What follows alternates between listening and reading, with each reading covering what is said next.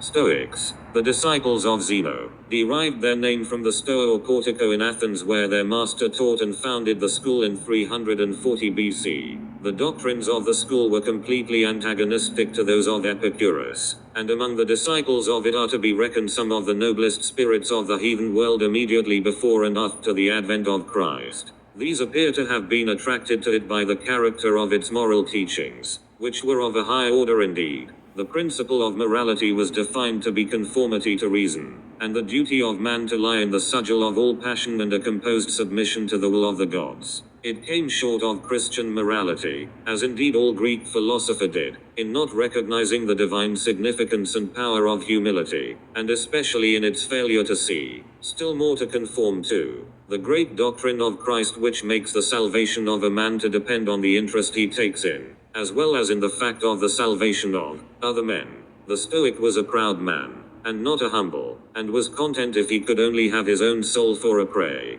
He did not see, and no heathen ever did, that the salvation of one man is impossible except in the salvation of other men, and that no man can save another unless he descend into that other's case and stand, as it were, in that other's stead. It is the glory of Christ that he was the first to feel himself, and to reveal to others, the eternal validity and divinity of this truth. The Stoic morality is selfish. The morality of Christ is brotherly.